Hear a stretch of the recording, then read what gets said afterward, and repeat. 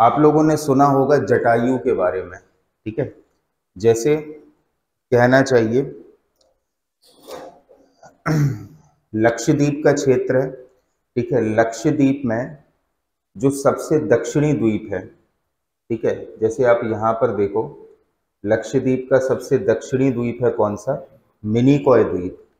मिनिकॉय द्वीप पर स्थापित किया गया एक नौसैनिक अड्डा है आईएनएस जटायु, ठीक है। इसको कहा जा रहा है भारतीय नौसेना की दक्षिणी कमान, ठीक है। एक नौसैनिक अड्डा है। नौसैनिक अड्डा का मतलब यह है कि एक बेस सेंटर है। जैसे आप इस इमेज को देखो ध्यान से, एक शिप है पूरा का पूरा कि नहीं, ठीक है। इस शिप से विभिन्न प्लेन्स टेक ऑफ भी कर सकते हैं, ठीक है। क्या है, अगर आप ध्यान से देखो ये इंडिया की लोकेशन है, ठीक है। ये क्षेत्र हो गया किसका? लक्षद्वीप का, ठीक है। लक्षद्वीप के जस्ट दक्षिण में कौन सा क्षेत्र आ जाता है? मालदीव, ठीक है। ये वाला क्षेत्र हो गया बेटा कौन सा? मालदीव का। क्या है अभी आपने कुछ समय पहले देखा होगा कि मालदीव की जो इकोनॉमी है, ठीक है, वो मोदी जी के लक्षद्वीप में भ्रमण करने के कारण ही कहना चाहिए हिल गई। अब चाइना जो है भारत को तो घेर रहा है। भारत को घेरने के कारण उसने श्रीलंका में और श्रीलंका के साथ साथ मालदीव में अपने बेस सेंटर्स बनाए हैं। ये वाली लोकेशन हो गई बेटा किसकी? श्रीलंका की, ठीक है। और ये लोकेशन हो गई किसकी? मालदीव की, ठीक है। यहाँ पर भी कहना चाहिए एक बंदरगाह पर चाइना का कब्जा है, या श्रीलंका ने स्वयं ही किराए पर दे दिया है किसे? चाइना को। और यह है मालदीव का क्षेत्र। यहाँ पे भी कुछ द्वीपों पर चाइना अपनी आर्थिक गतिविधियों को संचालित कर रहा है। ऐसे ही कहना चाहिए कि इसके पश्चिम में विभिन्न अफ्रीकन कंट्रीज में भी चाइना ने अपने बेस सेंटर्स बनाकर रखे हैं। अब होता क्या है, जब चाइना कहना चाहिए भारत की जो पड़ोसी देश हैं उन सब में अपना बेस सेंटर स्थापित कर रहा है, कहने को तो वो सब आर्थिक गतिविधियां हैं, लेकिन आर्थिक गतिविधियों के अतिरिक्त पता नहीं आर्थिक गतिविधियों की आड़ में तुम क्या प्लान कर रहे हो। इसलिए बहुत जरूरी था दक्षिणी क्षेत्र में भारतीय नौसेना का एक बेस सेंटर बनना। समझ रहे हो? ये जो बेस सेंटर है ये बहुत सारी गतिविधियों पर नजर रखेगा, ठीक है। क्या नाम है बेटा इसका? आईएनएस जटायु, ठीक है। कहाँ पर स्थापित किया गया है? लक्षद्वीप का सबसे दक्षिणी द्वीप कौन सा? मिनिकॉय द्वीप पर, ठीक है। हिंद महासागर में भारत की नौसैनिक पहुंच एवं संचालन क्षमता में वृद्धि के उद्देश्य से नौसेना का एक नया अड्डा लक्षद्वीप में स्थापित किया गया है। इसे आईएनएस जटायु नाम दिया गया है। क्या नाम दिया गया बेटा? आईएनएस जटायु। महासागर की बात करें तो महासागर कौन सा लग रहा है? हिंद महासागर। लक्षद्वीप के मिनिकॉय द्वीप पर स्थापित इस नेवल बेस को नौसेना प्रमुख एडमिरल आर हरि कुमार की उपस्थिति में 6 मार्च 2024 को नौसेना को सौंपा गया, ठीक है। तो कहना चाहिए कि भारतीय नौसेना के प्रमुख कौन थे? अभी तो बदल गए हैं, लेकिन मार्च में कौन थे? एडमिरल आर हरि कुमार, ठीक है। इनकी उपस्थिति में आईएनएस जटायु जो है किसे दे दिया गया? भारतीय नौसेना को, ठीक है। एडमिरल हरि कुमार ने ही नौसेना में इसे औपचारिक रूप से शामिल किया। नौसेना की दक्षिणी कमान के अधीन रखे गए आईएनएस जटायु की कमान कमांडेंट व्रत बघेल को सौंपी गई, ठीक है। तो ये चीज भी आपको ध्यान रखना है कि ये जो पूरा का पूरा जहाज है आईएनएस जटायु, ठीक है, ये किसके अधीन किया गया है? एडमिरल व्रत बघेल के अधीन है ये, ठीक है। कब सौंपा गया है भारत को? 6 मार्च 2024 को, ठीक है। लोकेशन तो देख ही ली है। लक्षद्वीप में विभिन्न द्वीप हैं, लेकिन उसका जो सबसे दक्षिणी द्वीप है कौन सा? मिनिकॉय द्वीप। मिनिकॉय द्वीप पर स्थापित किया गया है किसे? जटायु को। ठीक है। आईएनएस जटायु लक्षद्वीप में भारतीय नौसेना का दूसरा नौसैनिक अड्डा है। इससे पहले कवारती में भी एक नौसैनिक कहना चाहिए अड्डा जो है स्थापित किया गया था। अगर आप लोकेशन देखो तो ये है मिनिकॉय द्वीप। ठीक है। मिनिकॉय द्वीप से अगर आप ऊपर जाओ तो ये है कवारती। एक नौसैनिक केंद्र पहले ही स्थापित किया जा चुका है, कहां पर? कवारती में। ये लक्षद्वीप का दूसरा है। ठीक है। लेकिन ये उससे कई गुना ज्यादा शक्तिशाली है। इससे पूर्व कवारती में नौसैनिक अड्डा आईएनएस द्वीप रक्षक पहले से ही वहां कार्यरत है। ठीक है। तो दो चीजें आपको याद रखना है, आईएनएस द्वीप रक्षक और दूसरा है आईएनएस जटायु। द्वीप रक्षक पुराना वाला है, कहां पर स्थापित है? कवारती। ठीक है। दूसरा जटायु कहां पर स्थापित है? मिनिकॉय द्वीप पर। मिनिकॉय द्वीप जहां आईएनएस जटायु की स्थापना की गई है, लक्षद्वीप का सबसे दक्षिण में स्थित द्वीप है। अब भी देखा आपने, पूरे लक्षद्वीप में सबसे दक्षिण में स्थित द्वीप है कौन सा? मिनिकॉय द्वीप। मिनिकॉय से ऊपर जाओगे आप तो आ जाता है क्या? कवारती। ठीक है। कवारती मिनिकॉय। ठीक है। यहां पर है आईएनएस द्वीप रक्षक। ठीक है। यहां पर है आईएनएस जटायु। द्वीप रक्षक हो गया और जटायु हो गया। ठीक है। मालदीव द्वीप समूह के ठीक उत्तर में स्थित होने के कारण सामरिक दृष्टि से यह अत्यधिक महत्वपूर्ण है। यहाँ नौसैनिक अड्डे की स्थापना से इस क्षेत्र में नौसेना की गतिविधियों में वृद्धि होगी तथा पश्चिमी अरब सागर में समुद्री डकैती व समुद्री लुटेरों पर लगाम लगाने के साथ ही इस नौसैनिक अड्डे से चीन एवं मालदीव की गतिविधियों पर भी नजर रखी जा सकेगी। अभी बताया था आपको। क्या है मेन चीज? अच्छा, याद करो, हिस्ट्री में मध्यकाल की शुरुआत होती है कासिम के आक्रमण से। और कासिम का आक्रमण ही क्यों हुआ था? श्रीलंका के सम्राट ने कहां पर? अरब के जो खलीफा थे उनके लिए कुछ उपहार भेजे थे और वो इसी क्षेत्र में लूटे गए थे।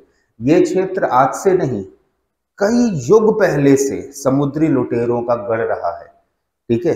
तो आईएनएस जटायु के दो उद्देश्य हैं। पहला उद्देश्य हो गया इस क्षेत्र में समुद्री लुटेरों से रक्षा और दूसरा उद्देश्य हो गया चीन और मालदीव की जो गतिविधियां हैं उन पर नजर रखना। ठीक है। मालदीव पर चीन के बढ़ते हुए प्रभाव तथा वहां चीनी गतिविधियों के परिप्रेक्ष्य में नौसेना का यह नया केंद्र काफी उपयोगी सिद्ध होगा। ठीक है। तो एक बार जल्दी से हम रिवाइज करें। क्या है ये? आईएनएस जटायु। ठीक है। कहां पर स्थापित किया गया है? लक्षद्वीप का सबसे दक्षिणी द्वीप कौन सा? मिनिकॉय द्वीप पर स्थापित है। ठीक है। कब इसे सरकार ने हैंडओवर किया है नौसेना को? 6 मार्च 2024 को। किसके अधीन है ये? एडमिरल व्रत बघेल के अधीन। ठीक है। और दूसरी चीज है कि इसके पहले भी एक नौसेना केंद्र जो है लक्षद्वीप में स्थापित हुआ था, कवारती में। कौन सा? आईएनएस द्वीप रक्षक। ठीक है। अब मिनिकॉय द्वीप में कौन सा है? आईएनएस जटायु। इतना क्लियर हुआ? अब इनको देखा है कभी? सुधा मूर्ति। ठीक है। इन्फोसिस की सह संस्थापक, और बाजू में उनके हस्बैंड है नारायण मूर्ति जी। ठीक है। जो इन्फोसिस के संस्थापक हैं, ये सह संस्थापक है। राज्यसभा में 4 क्षेत्रों से 12 सदस्यों को मनोनीत किया जाता है। ठीक है। साहित्य, कला, विज्ञान और समाज सेवा, इन 4 क्षेत्रों से 12 सदस्यों को राष्ट्रपति के द्वारा मनोनीत किया जाता है कि नहीं? ठीक है। सुधा मूर्ति को हाल ही में राज्यसभा में मनोनीत किया गया है और सुधा मूर्ति के मनोनयन के पश्चात राज्यसभा में मनोनीत करने वाली जो 12 सीटें हैं वो पूरी 12 सीटें भरी जा चुकी हैं। ठीक है, आपको उन 12 सदस्यों के नाम भी याद रखने हैं, ठीक है, और उनका कार्यकाल भी याद रखना है, करंट में पूछा जाएगा। ठीक है। इन्फोसिस फाउंडेशन की अध्यक्ष तथा इन्फोसिस के सह संस्थापक NR नारायण मूर्ति की पत्नी सुधा मूर्ति को राष्ट्रपति ने 8 मार्च 2024 को राज्यसभा के लिए मनोनीत किया है। ठीक है। इस सदस्यता के लिए राज्यसभा के सभापति श्री जगदीप धनखड़ ने 14 मार्च को उन्हें शपथ दिलाई। जो भारत का उपराष्ट्रपति होता है वही एक्स ऑफिशियो चेयरमैन होता है राज्यसभा का। राज्यसभा का जो भी पदेन सभापति है वही भारत का उपराष्ट्रपति है। तो भारत के उपराष्ट्रपति कौन है बेटा? श्री जगदीप धनखड़। ठीक है। और क्योंकि ये उपराष्ट्रपति हैं इसलिए ऑटोमेटिकली ये राज्यसभा के सभापति तो हो ही जाएंगे। ठीक है। तो उन्होंने इनको शपथ दिलाई है। ठीक है। पेशे से इंजीनियर, समाज सेवी व लेखिका 73 वर्षीय सुधा मूर्ति के दामाद ऋषि सुनक वर्तमान में ब्रिटेन के प्रधानमंत्री हैं। ठीक है। ऋषि सुनक, अब इनको तो होना ही था ना राज्यसभा में। ठीक है। श्रीमती सुधा मूर्ति को 2006 में क्या मिला? पद्मश्री, और 2023 में पद्म भूषण से सम्मानित किया गया। दोनों चीजें आपको याद रखना है। 2006 में मिला है पद्मश्री और 2023 में मिला है पद्म भूषण। राज्यसभा सदस्य के रूप में उनके मनोनयन में या मनोनयन से राज्यसभा की मनोनयन कोटे वाली 12 सीटें अब भरी जा चुकी हैं। ठीक है। तो सुधा मूर्ति कौन है? इन्फोसिस के सह संस्थापक श्री NR नारायण मूर्ति की वाइफ है। ठीक है। वे भी सह संस्थापक रही हैं। समाज सेवा के क्षेत्र से इनका मनोनयन हुआ है। आ रही है बात समझ में? ठीक है। क्योंकि कितने क्षेत्र होते हैं? 4। ठीक है। 4 क्षेत्रों से 12 सदस्य मनोनीत होते हैं। उनमें से एक क्षेत्र है बेटा कौन सा? समाज सेवा। समाज सेवा से चुनी गई हैं कौन? सुधा मूर्ति। ऋषि सुनक जो है इन्हीं के दामाद हैं। ठीक है। पद्मश्री कब मिला? 2006 में। ठीक है। पद्म भूषण 2023 में। ठीक है। अब राज्यसभा की टोटल जो 12 सीटें हैं वो भर चुकी हैं। अब ये 12 सीटें, अच्छा कार्यकाल तो 6 वर्ष का होगा ना इनका। महेश जेठमलानी, जो 12 लोग राज्यसभा में मनोनीत हो चुके हैं उनमें से एक नाम है कौन सा? महेश जेठमलानी। 2 जून 2021 से 13 जुलाई 2024। ठीक है। सोनल मानसिंह 14 जुलाई 2018 से 13 जुलाई 2024। ठीक है। राम शकल, उसके बाद राकेश सिन्हा, गुलाम अली खटाना, रंजन गोगोई, ये तो कहना चाहिए सुप्रीम कोर्ट से रिटायर्ड है। ठीक है। वीरेंद्र हेगड़े, PT उषा, इलैया राजा, V विजेंद्र प्रसाद, सतनाम सिंह संधू और सुधा मूर्ति।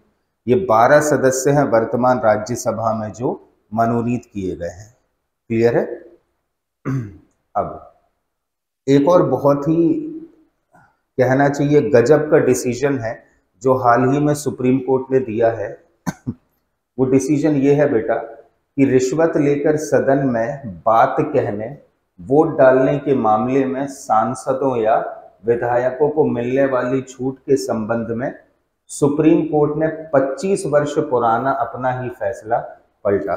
क्या होता है कि जैसे संसद लगी है या विधानसभा लगी है तो वहां पर किसी सांसद को या विधायक को पैसा दे दिया जाता है कि तुम हमारे पक्ष में वोट करो या इनके अगेंस्ट में वोट करो।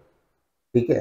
अगर ऐसा कोई सदस्य पकड़ा जाता है जो पैसे लेकर वोट दे रहा है तो उसको विशेषाधिकार के तहत छूट मिलती थी। अपन ने पढ़े थे संसद के विशेषाधिकार, अभी संविधान में और पढ़ेंगे।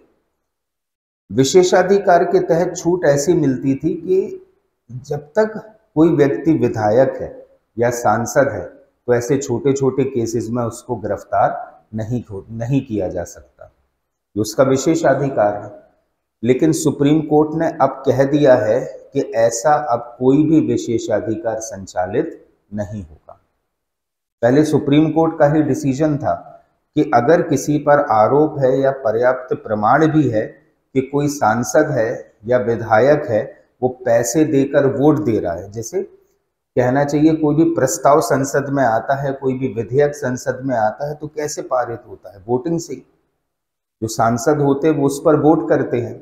लेकिन अगर किसी सांसद को पैसा दे दिया गया है ये कहकर कि तुम्हें इसके अगेंस्ट में वोट देना है और पर्याप्त प्रमाण भी है कि इस व्यक्ति ने क्या किया है, रिश्वत ली है, तो अभी तक कोई केस नहीं बनता था क्योंकि वो फिर संसदीय या विधायकी विशेषाधिकार के अंतर्गत आ जाता था। लेकिन अब अगर ऐसा होता है तो केस बनेगा और प्रकरण दर्ज होगा ही होगा, ये बिल्कुल ही निश्चित है।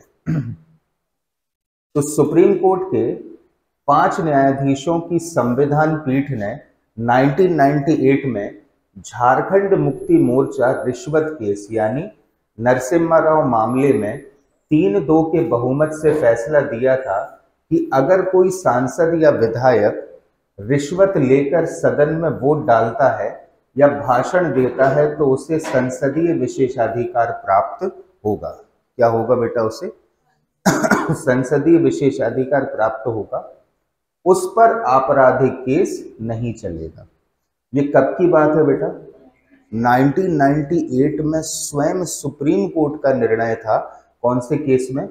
झारखंड मुक्ति मोर्चा केस यानी नरसिम्हा राव मामले में शिबू सोरेन का केस था। ये शिबू सोरेन ये की बहू थी शायद, ठीक है, उन पर आरोप था कि उन्होंने रिश्वत लेकर वोटिंग करी है, समझ रहे हो, और पर्याप्त प्रमाण भी मिल गए थे।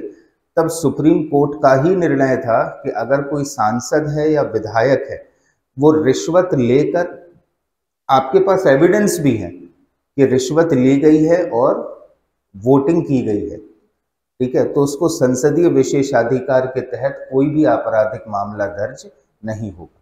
इसी केस के निर्णय को अब सुप्रीम कोर्ट ने पलट दिया है, ठीक है। और क्या कहा है कि 5 सदस्यीय संविधान पीठ द्वारा 25 वर्ष पूर्व सुनाए गए फैसले को पलटते हुए सुप्रीम कोर्ट की 7 सदस्यीय संविधान पीठ ने ऐसे सांसदों एवं विधायकों को रिश्वत लेकर वोट डालने या भाषण देने के मामले में संविधान के अनुच्छेद 105 जो किससे रिलेटेड है, संसद से, और अनुच्छेद 194 जो किससे रिलेटेड है, विधानसभाओं से, के तहत विशेषाधिकार कवच न मिलने की बात 4 मार्च 2024 को अपने फैसले में कह दी है। मतलब अनुच्छेद 105 को खत्म करता है ये, ठीक है। अनुच्छेद 105 के तहत तो कहना चाहिए विशेषाधिकार दिया गया है किसे, सांसदों को, और अनुच्छेद 194 के तहत यही विशेषाधिकार है किसे, विधायकों को। तो विशेषाधिकार के तहत एक कवच मिल गया ना, और उस कवच के तहत क्या हुआ, कवच के तहत क्या होगा, छूट मिल जाएगी कि आप पैसा लेकर क्या कर सकते हो, वोटिंग कर सकते हो, आप पर केस नहीं बनेगा, ना आपको जेल जाना पड़ेगा। सुप्रीम कोर्ट के इस डिसीजन के बाद अब ये जो कवच बनता था ना अनुच्छेद 105 और अनुच्छेद 194 के तहत जिसको विशेषाधिकार का कवच कहते थे, वो सारी चीजें अब समाप्त हो गई हैं, ठीक है। ये डिसीजन कब आया बेटा, 4 मार्च 2024 को। कौन सा डिसीजन पलटा गया, शिबू सोरेन वाला।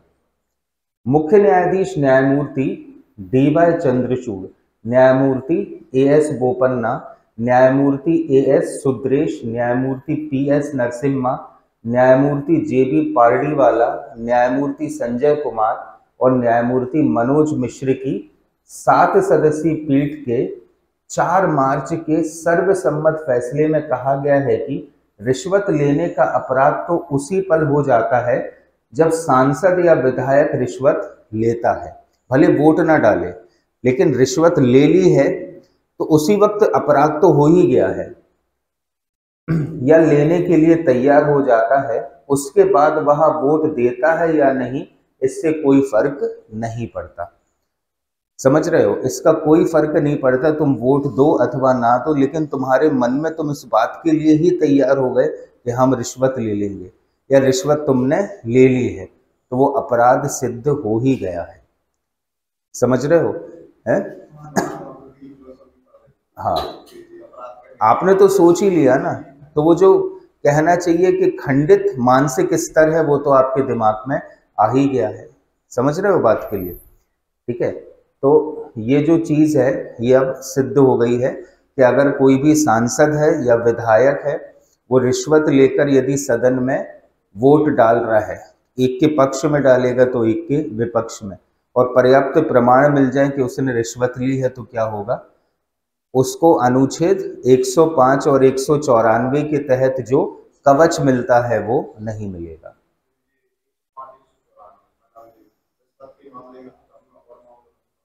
हाँ, बाकी तो लागू है, लेकिन रिश्वत के मामले में अब ये चीज समाप्त तो हो गई है, क्योंकि कहीं ना कहीं ये दल बदल को प्रेरित करता है।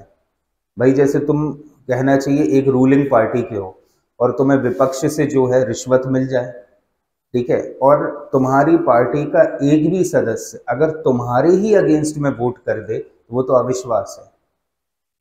ठीक है, सदन का जो अध्यक्ष होगा वो तुरंत बोल देगा राष्ट्रपति से, और राष्ट्रपति आपसे कहेगा कि आप विश्वास प्रस्ताव लाकर बताओ। समझ रहे हो?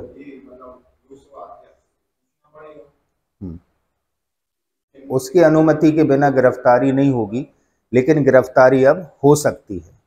ठीक है, नेक्स्ट। अब भारत में पहली बार ऐसा हुआ है जब कोई सी जो ट्रेन है वो नदी के नीचे से जा रही हो। ठीक है, तो नदी के जल प्रवाह के नीचे सुरंग में चलने वाली पहली मेट्रो कोलकाता मेट्रो। भारत की पहली मेट्रो भी कौन सी थी? कोलकाता मेट्रो, जो 1984 से संचालित है। और भारत में नदी के नीचे से जाने वाली पहली मेट्रो भी बनी है, कौन सी? कोलकाता मेट्रो। ठीक है, देश में लगभग 20 शहरों में विभिन्न रूट मार्गों पर मेट्रो रेलगाड़ियां अब परिचालित है। अपने यहाँ भी इंदौर में भी शुरू हो गई है, ठीक है, चल रहा है मतलब, और भोपाल में भी शुरू हो जाएगी। इनमें पहली मेट्रो रेलगाड़ी कोलकाता में 24 अक्टूबर 1984 को शुरू हुई थी।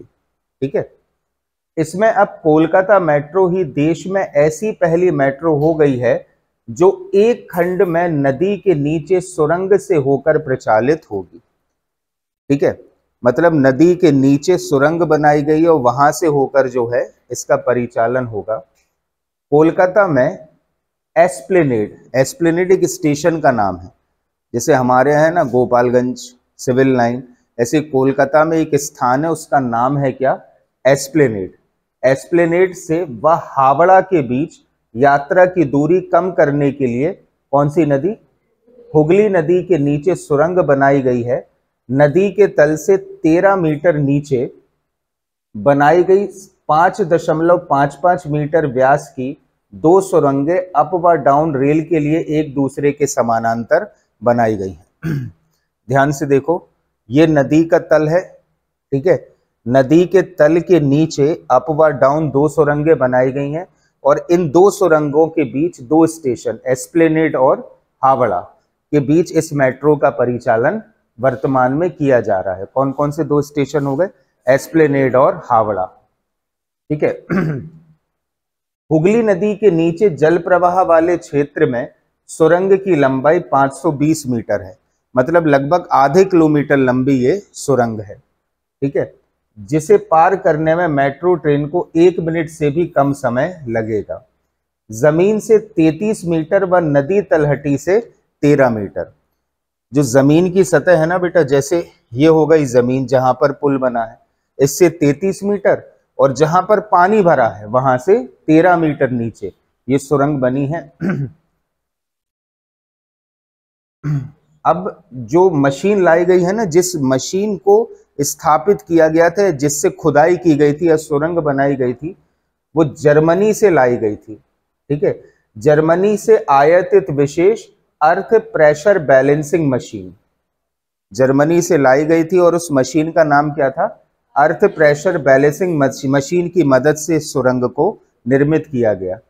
देश में नदी के नीचे सुरंग मार्ग से मेट्रो ट्रेन के इस रूट का उद्घाटन प्रधानमंत्री मोदी जी ने 6 मार्च को किया था। ठीक है, तो ये जो सुरंग है ये कहां पर अवस्थित है? कोलकाता में। कौन से 2 स्टेशन के बीच? एस्प्लेनेड और हावड़ा के बीच। ठीक है, कोलकाता मेट्रो याद रखना भारत की पहली मेट्रो है और साथ ही साथ नदी के नीचे सुरंग से प्रवाहित होने वाली पहली मेट्रो भी कौन सी है? कोलकाता मेट्रो। ठीक है, अब 4 वर्ष पूर्व संसद में पारित नागरिकता संशोधन अधिनियम लागू हुआ, आईएमपी है। वैसे तो इंपॉर्टेंट सब है लेकिन ये बहुत आवश्यक है क्योंकि इसने एक युग देखा है। ठीक है, सिटीजनशिप अमेंडमेंट एक्ट। ठीक है, 3 देश पाकिस्तान, अफगानिस्तान और बांग्लादेश से आने वाले 6 समुदाय के लोग, 6 गैर मुस्लिमी समुदाय के लोग, हिंदू, क्रिश्चियन, सिख, बुद्धिस्ट, जैन और पारसी, जो 31 दिसंबर 2014 के पहले तक भारत आ चुके हैं, उन्हें बिना किसी अड़चन के भारतीय नागरिकता प्रदान कर देना। ये प्रावधान करता है सिटीजनशिप अमेंडमेंट एक्ट।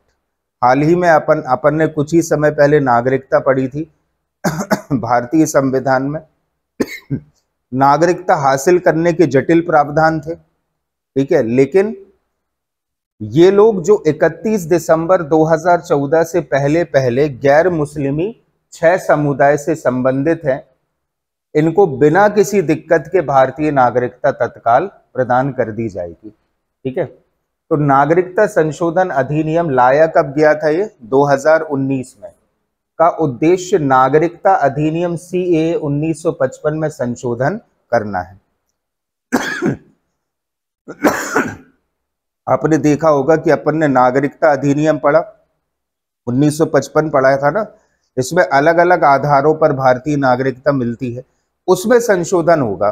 ठीक है, CAA पाकिस्तान, अफगानिस्तान और बांग्लादेश से 6 गैर दस्तावेज गैर मुस्लिम समुदाय, मतलब जिनके पास दस्तावेज नहीं है, जो असंवैधानिक तरीके से, ठीक है, गैर कानूनी तरीके से भारत में प्रवेश करके आए, उनके पास कोई दस्तावेज नहीं है, तो गैर दस्तावेज व गैर मुस्लिम समुदाय कौन कौन से? हिंदू, सिख, बौद्ध, जैन, पारसी और ईसाई को धर्म के आधार पर नागरिकता प्रदान करता है। नागरिकता किसके आधार पर मिल रही है बेटा? धर्म के आधार पर नागरिकता प्रदान करता है जिन्होंने 31 दिसंबर 2014 को या उससे पहले भारत में प्रवेश किया था। समझ रहे हो? तो सबको नहीं, कि आज भी अगर कोई जो सरहद के नीचे जो सुरंगें हैं उनसे आ रहा है, जैसे कहना चाहिए सलमान खान मुन्नी को छोड़ने गया था ना पाकिस्तान, तो वैसे अगर कोई आ रहा है, ठीक है, अब नहीं मिलेगा, लेकिन 31 दिसंबर 2014 के पहले तक गैर दस्तावेजी और गैर मुस्लिमी 6 समुदाय के लोग यदि भारत आ चुके हैं तो उन्हें बिना किसी दिक्कत के, बिना किसी अड़चन के भारतीय नागरिकता मिल जाएगी। ठीक है, यह अधिनियम इन 6 समुदाय के सदस्यों को विदेश अधिनियम 1946 और पासपोर्ट अधिनियम 1920 के तहत किसी भी आपराधिक मामले से छूट देता है। अब समझना, भारत में ये 2 पहले से लागू कानून थे, कौन कौन से? विदेशी अधिनियम 1946 और पासपोर्ट अधिनियम 1920, जिसके तहत कोई भी ऐसा व्यक्ति जो भारत में गैर कानूनी तरीके से प्रवेश कर रहा है वो अपराध था। इन कानूनों से छूट मिल जाएगी उन लोगों को जो गैर दस्तावेजी हैं और गैर मुस्लिम समुदाय हैं और 6 हिंदू समुदाय से संबंधित हैं। ठीक है, और जो 31 दिसंबर 2014 के पहले भारत आ गए हैं, उन पर ये कानून कौन से? विदेश अधिनियम 1946 और पासपोर्ट अधिनियम 1920 लागू नहीं होगा। ठीक है, दोनों अधिनियम अवैध रूप से देश में प्रवेश करने और वीजा या परमिट के समाप्त हो जाने पर यहां रहने के लिए दंड निर्धारित करते हैं। जैसे अगर कोई गैर कानूनी तरीके से भारत में प्रवेश कर रहा है या भारत आया है लेकिन उसका वीजा समाप्त हो गया, उसके बाद भी उसने देश को नहीं छोड़ा, इन दो परिस्थितियों में लोगों के इस रवैये को दंड के लिए तैयार कर देते हैं ये दोनों कानून। कौन कौन से? विदेश अधिनियम 1946 और पासपोर्ट अधिनियम 1920। क्लियर है? लेकिन ऐसे व्यक्तियों पर ये दोनों कानून लागू नहीं होंगे क्योंकि सीएए में इसका प्रावधान कर दिया गया है। दिसंबर 2019 में संसद के दोनों सदनों द्वारा पारित एवं राष्ट्रपति द्वारा अनुमोदित नागरिकता संशोधन अधिनियम को केंद्रीय गृह मंत्रालय ने 11 मार्च 2024 को अधिसूचित कर दिया। मतलब देखो, बना था कानून कब? 2019 में, लेकिन लागू कब हो गया? अभी 11 मार्च 2024 को। 19 में पारित हुआ था, लेकिन उसमें तिथि नहीं थी कि लागू कब होगा। अब आप देखो, दिल्ली में कितनी सारी लेडीज बैठ गई थी, ठीक है, लॉकडाउन के जस्ट पहले।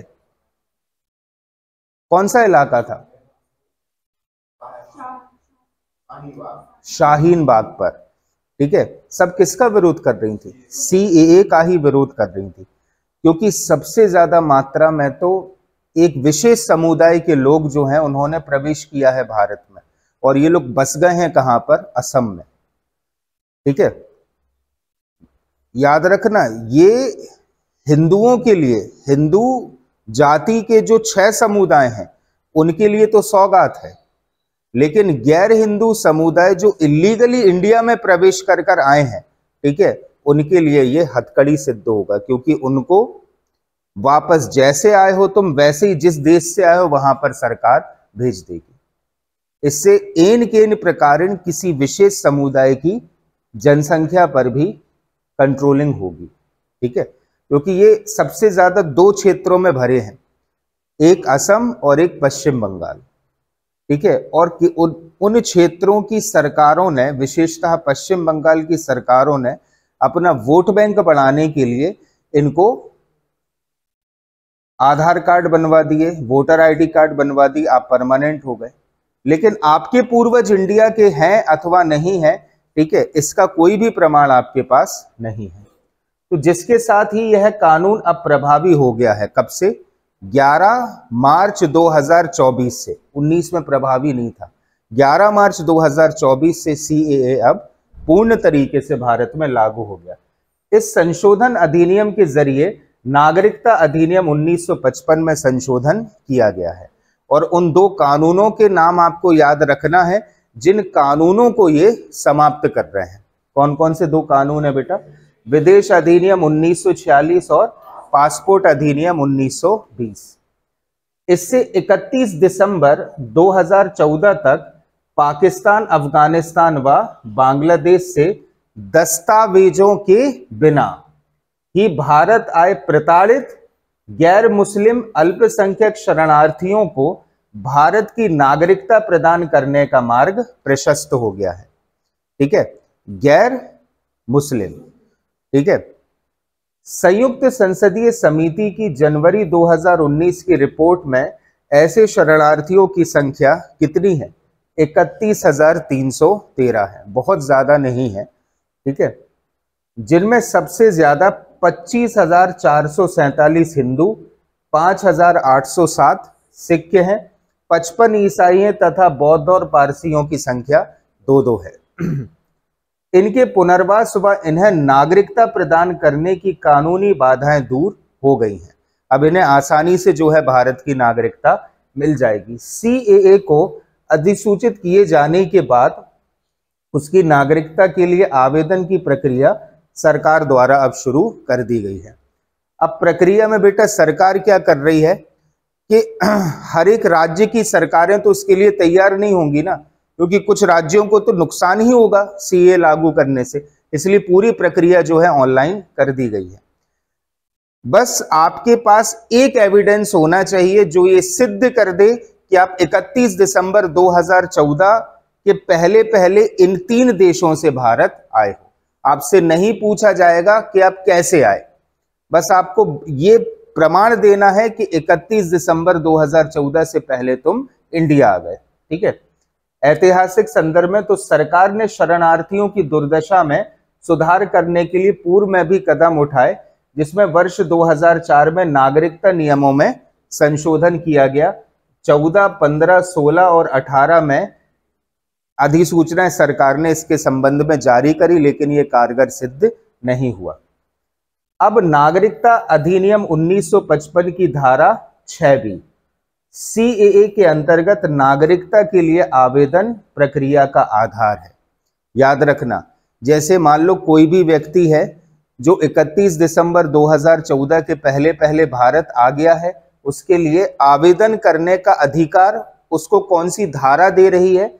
तो भैया नागरिकता अधिनियम 1955 की धारा 6B ये अधिकार देती है नागरिक के लिए कि वो सरकार के पास आवेदन कर सकता है कि वो 31 दिसंबर 2014 के पहले पहले भारत आ गया है। भारतीय नागरिकता हेतु पात्र होने के लिए आवेदक को मूल देश, धर्म, भारत में प्रवेश की तिथि एवं भारतीय भाषाओं में से किसी एक में दक्षता का प्रमाण देना होगा। बस ये देना तो होगा ना, ये बताना होगा कि वो इन 3 देशों में से भारत आया है, उससे भारत की एक मूल भाषा आती है। तुम भारत आकर क्या करोगे अगर भाषा नहीं आएगी तो? ठीक है। मूल देश का प्रमाण भी देना पड़ेगा। तो प्रमाण हेतु लचीली आवश्यकता विभिन्न दस्तावेजों की अनुमति देती है, जिनमें जन्म अथवा शैक्षणिक प्रमाण पत्र, पहचान दस्तावेज, लाइसेंस, भूमि रिकॉर्ड अथवा उल्लिखित देशों की नागरिकता सिद्ध करने वाला कोई भी दस्तावेज शामिल हो। बताना तो पड़ेगा ना कि आप उस देश से यहां पर आए हो। ठीक है। आपके पास कोई डिग्री हो या कुछ भी हो, वो देना पड़ेगा। ठीक है। और ऐसा कुछ बताना पड़ेगा कि आपकी भारत में प्रवेश की जो तिथि है वो 31 दिसंबर 2014 के पहले पहले हो। तो ये है वो प्रक्रिया जो CAA की अब बन गई है भारत में। ठीक है। कब से लागू हुआ है? 11 मार्च 2024 से। पारित कब हो गया था? 2019 में ही। ठीक है। फाइनल डेट क्या है? 31 दिसंबर 2014 के पहले पहले भारत आए 3 देश, पाकिस्तान, अफगानिस्तान और बांग्लादेश। कितने समुदाय? गैर मुस्लिमी, गैर दस्तावेज वाले 6 समुदाय। कौन कौन से? हिंदू, सिख, बौद्ध, जैन, पारसी और ईसाई। अब सरकार ने कुछ जो नियम बनाए हैं वो आपने देख ही लिए हैं। अब ये बहुत इंपॉर्टेंट टॉपिक है और आज का आखिरी टॉपिक भी है, एक देश एक चुनाव।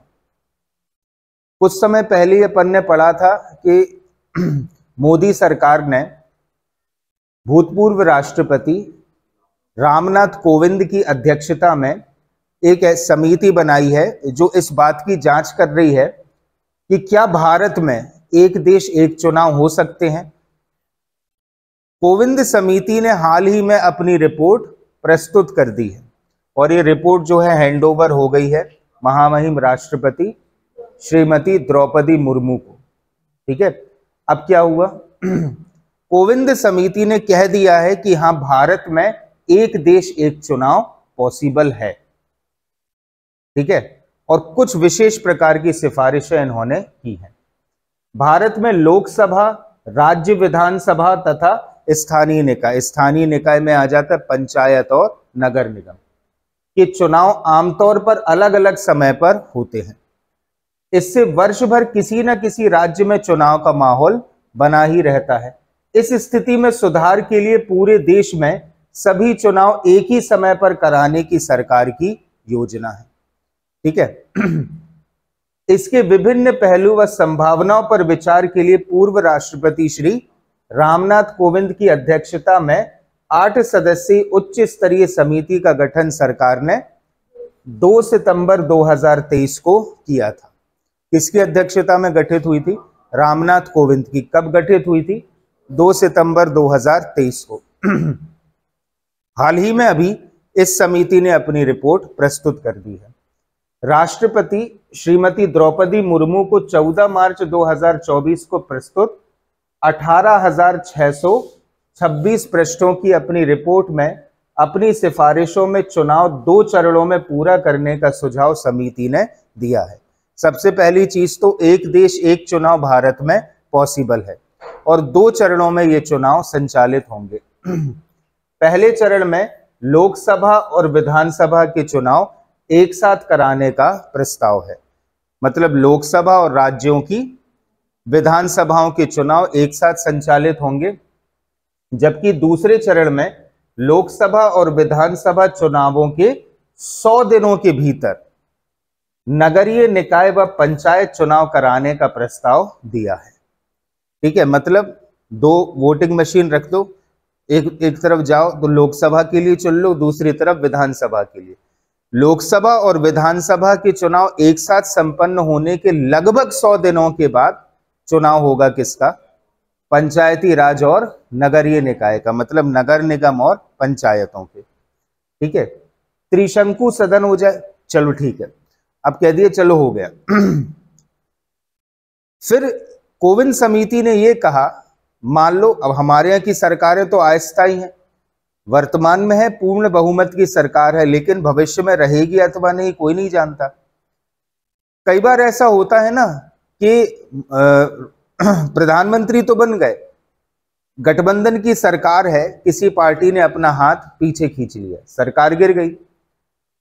मान लो गठबंधन की सरकार ने 2 साल काम किया, अब उसके कार्यकाल के लिए 3 साल शेष है और सरकार गिर गई। हुआ है भारत के इतिहास में, मध्य प्रदेश में तो मध्य प्रदेश का इतिहास ही ऐसा रहा है, 13-13 दिन के लिए, एक दिन की कुछ घंटों के लिए मुख्यमंत्री बना। ठीक है, और फिर समर्थन जो है वापस ले लिया।